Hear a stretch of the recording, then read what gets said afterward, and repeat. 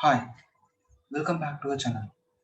So, in this video, we are going to see what is logistic regression and how it is actually working. So, let's get started. So, logistic regression is generally used to predict the result of a categorical dependent variable, and it is based on one or more continuous or categorical independent variables. So, we can say that it is a multiple regression analysis, but with a dependent variable which is categorical. The examples of logistic regression are that an employee may get promoted or not based on age, years of experience, past performance rating. So here we are basically trying to calculate the factors that affects the promotion. In this case, two possible categories uh, are there in dependent variables like the promoted or not promoted. So logistic regression is basically based on maximum likelihood estimation, and it basically depicts that coefficients which should be chosen such a way that it maximizes the probability of y given x likelihood.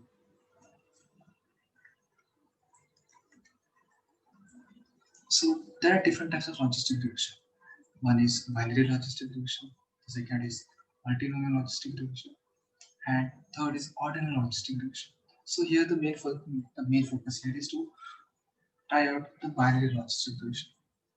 So the logistic regression basically predicts the probability of an occurrence of an event by fitting it in a logistic function. So suppose let's take an example that if there are a number of emails and we have to check whether the following email is spam or not. So what we can do, we can basically flag that email as spam or not. So the spam emails will be 1 and the normal email will be 0. And now we will try to classify these two things and we can use logistic regression here to classify the spam emails. So the equation for logistic regression is e raised to beta naught plus b1 into x upon 1 plus e raised to beta naught plus b1 into x. So this equation is basically based on the what you can say the logistic regression equation, and it is generally a linear regression equation which has been converted into log form.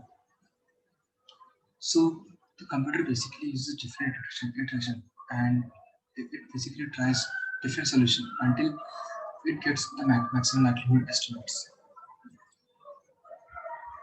So that's why the logistic regression is basically a transformation of linear function with a logistic sigmoid.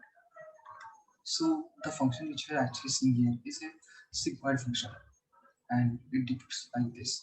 So in sigmoid, we basically get a threshold value. So whatever the output which the linear regression equation gives us. So we basically take that value as we take some specific value as as a threshold value, and the value which occurs after that specific threshold value will be treated as 1, and below that it will be treated as 0. So now we will be basically jumping onto the use case. So what type of use case which we are actually solving here? So first of all, I will be explaining with the use case, and later on we will be proceeding further. So there is an education company, and they are basically trying to sell online courses to industry professionals. So on the specific day, a number of professionals who are interested in the specific courses land on the website and browse for specific courses. So the company markets its courses on several websites, and there is search engines like Google and all those things. So once the people land on the specific website, they might browse the courses and they fill up a form for the course for which they are basically watching the videos. So while the people are basically filling the specific form with a specific email address, phone number, so they are classified as to be lead. Then the company also gets the leads through past referrals. So once the leads are basically acquired here, the employees from the sales team start making calls and writing emails, etc. So using this process, some of the leads get converted while most of them do not. So this is basically typical lead conversion rate at X education. Uh, so the X education gets a lots of leads, and it leads to conversion rate. So for this thing, if for example, if we can say that someone acquires 100% leads in a day, only about 30 of them are converted. To make this process more efficient, the company wishes to identify the most potential leads and also known as hot leads. So if they successfully identify the set of leads, the lead conversion rates could go up as the sales team will now be focusing more on communicating with the potential leads rather than making calls to everyone. So a typical lead conversion process is like a funnel diagram. Here, social media marketing has been done. Then after that, the initial stage will be to find out the pool of or making a pool of leads. Later on, we will be converting all the or we will be identifying the hot leads which are there in our specific market. Then we will be trying to identify what is the what are how many or number of leads which are getting converted. So the process of lead conversion is basically it is like a funnel diagram. So the dataset which we have provided here is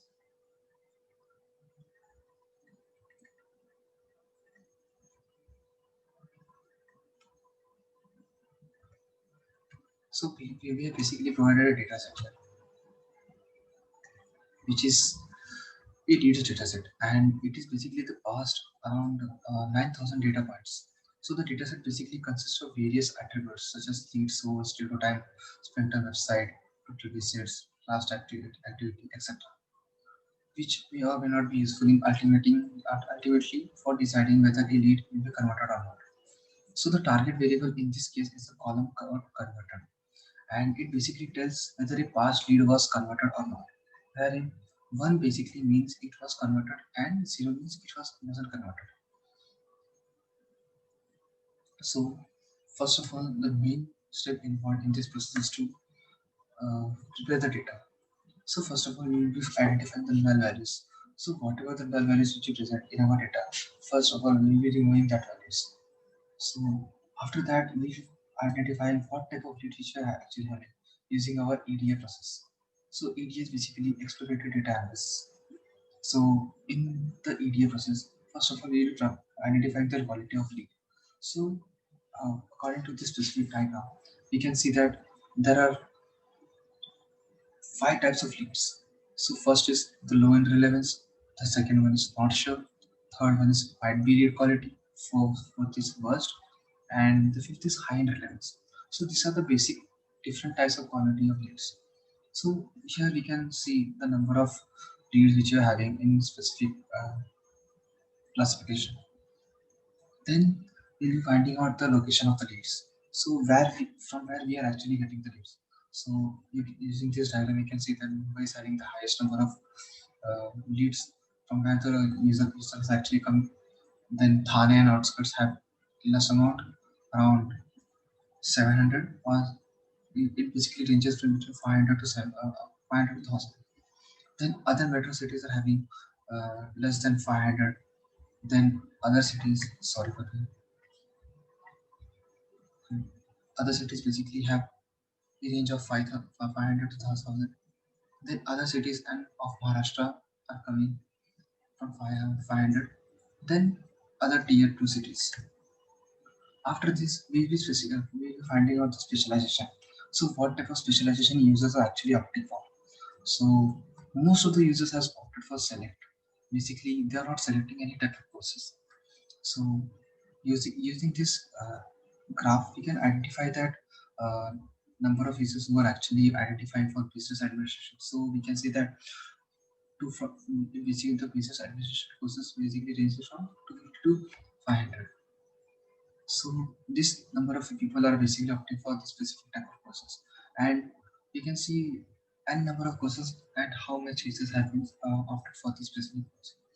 Then we are basically identifying what type of tags which are actually got. So most of the users have been interested in the specific course, and some of them are basically ranking. Ranking means basically they are trying to find out what type of courses they are having, or they are not picking up the calls. Third one is we will revert after reading the mail. So these are the various types which are basically identified using our exploratory data analysis. First of all, we will be doing the univariate analysis. First, we will be converting the target variable to the numerical values as 0 or 1. So the converted column was basically as written as converted or not, yes or no. So this column has been converted to 0 or 1 using label encoding. Then we will be checking the lead conversion value according to the lead origin. So using this analysis, we can say that from APIs, more number of leads haven't been converted, and thousand only 1,000 people have been converted using by this API thing. The third thing, the second thing is landing page submission. So from this thing, how much of lead conversion has been happening? So we are basically finding out from which parameters we are basically converting our lead. So there are different parameters through which we are basically checking from the lead origin, from the lead source, etc. Now we'll be doing the exploratory data analysis. So first of all, we will be identifying various parameters like total visit, average time spent on the site, pages per view visit, etc. Then we will be converting these features and we can draw an inference according to the columns which are having. Then all the variables will be converted, all the binary variables will be converted to 1 or 0. Then what one hot encoding can be done for the full column, which will be having multiple levels. Later on, we will be creating a CSV and then selecting only required features. So the main process here is to train, test, split the data. So this process will be very useful because it is a process because we can't be using the whole data for training our model. We will be using 70% of the random data for training our logistic regression model, and 30% will be used for testing to see if the model is actually working correctly or not. Then we'll be feature scaling our data so that because using in our data most of the variables are not in a specific magnitude, or we can say they are not in same magnitude. So to bring them all the variables in the same magnitude, we will be using feature scaling. Then we will be building a baseline model. So the baseline model will be trained on a logistic function, and then we'll be finding out the accuracy. So feature selection and logistic regression has been done here using this sklearn model for calling using this thing to call the logistic regression model. Then we have basically find out what is the RFE, and then we have trained our model using this RFE. So RFE is basically finding out the right features, effective features which are there in our specific data set. So using this thing, we have basically trained our model using text, using dot fit, RFE dot fit, and then we are basically here predicting our model using byte trend prediction, using print dot predict parameter. So after this, we are basically finding out the support and ranking of the variables in our data. So there are a number of parameters which are having large numbers of, so do not email and all those things, do not mail, do not call, have support and ranking. We have calculated the ranking and support according to the specific labels. Then again, we have basically trained our model using the stack model, and then we have basically found out the churn flags and predicted probabilities here. So after the final prediction, we basically found out how much conversion rate has been happening here, and if the if a user is basically is getting converted. So we are basically finding out the conversion probability according to the specific ID. So after the calculation of churn, or we can say the conversion probability, we basically uh, we, we basically find describing this whole data set into a new possible more destructive manner. So we are basically set up a threshold value. So if a specific probability is coming after 0.5, then it is treated as 1, and before that it is treated as 0, or you can say, as you can see in this figure. So now we are basically getting a confusion matrix. So confusion matrix is nothing but the matrix of true positives and true negative and false positive and false negatives. So these are the basic parameters used for finding the performance of the model.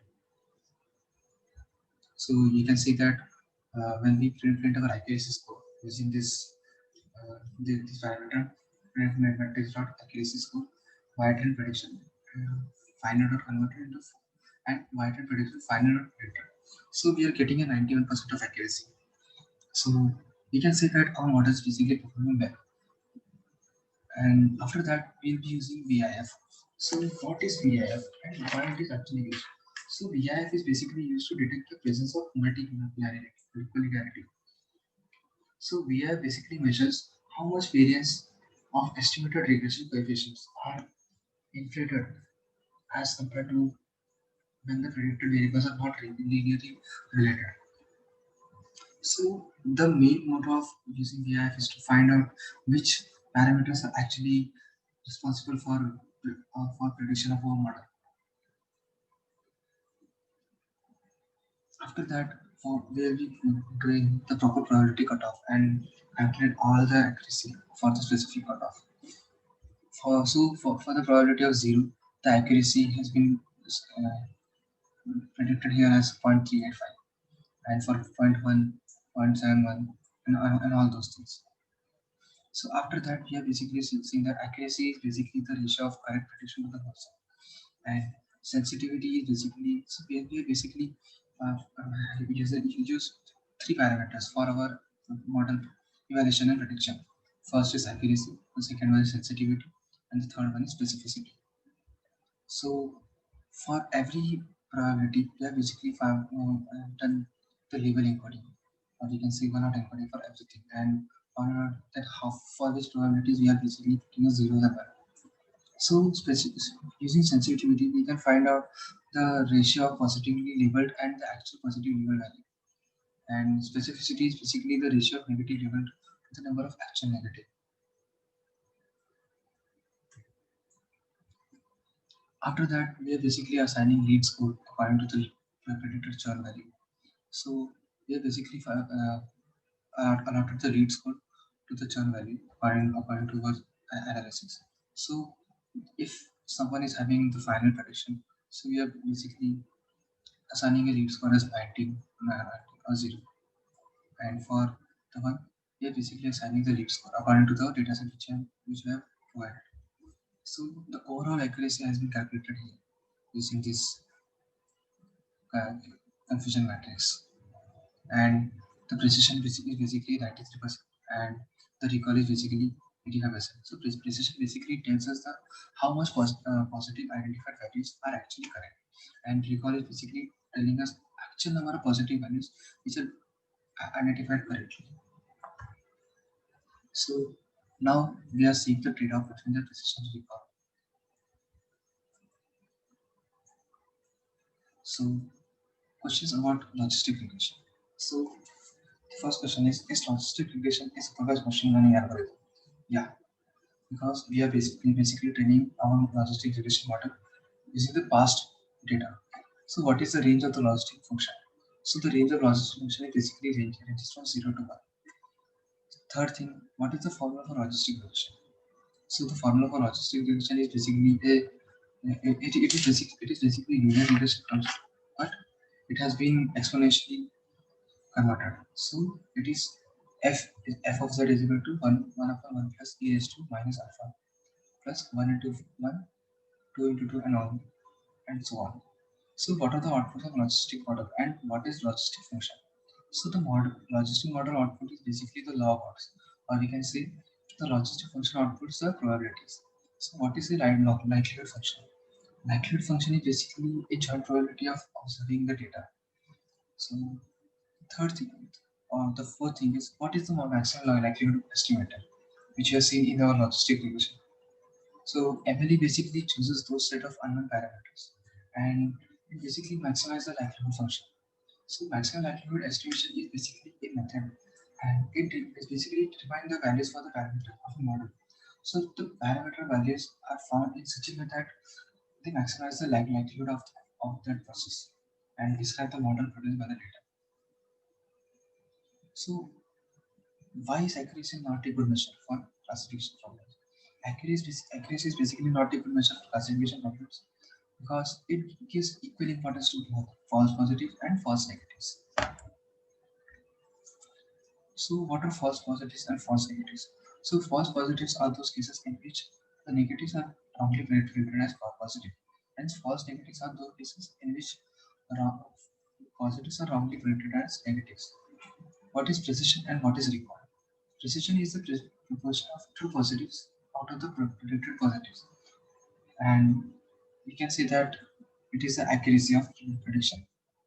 It is also known as positive predicted value. So formula for precision is dp upon dp plus fp. Recall is the same as true positive value.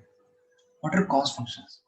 So cost function is basically a measure to find out the how wrong the model is actually, and in terms of ability to estimate the relationship between x and y.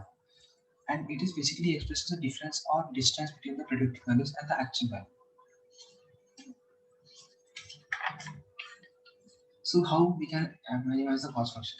Cost function can be minimized using gradient descent function. So gradient descent is basically an effective optimization algorithm that attempts to find a local or what you can say a global minimum of a function. And it basically helps model to learn gradient or direction that model should take in order to reduce errors. So what are log odds?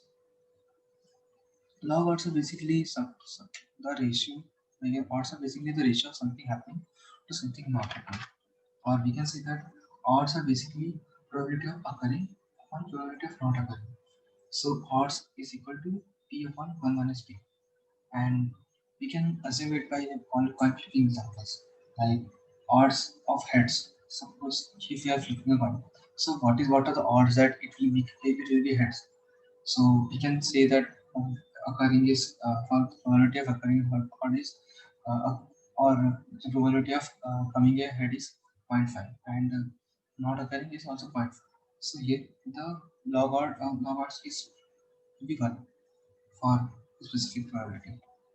So log odds are basically the logarithmic of the odd value which are getting. So what are odds ratio? So ratio of two odds is basically meant as odd ratio. So here using two different observations and finding out the ratio of two different odd log odds is the main motive to calculate the odds ratio. So odds is used to find out the probability of an outcome of an event when there are two possible outcomes and there is a possible casual causal effect. What is standardization? So standardization is basically a scaling technique where the values are basically centered around the mean with a unit standard deviation. So it means that it takes the mean of the attribute and becomes zero, and the resultant distribution has a unit standard deviation. So standardization is basically important to make the data more precise and to and to bring all the data in the same magnitude. So this is what for this thing we are basically using the standardization. So that's it for this video. If you like this video, please give a thumbs up. Thank you.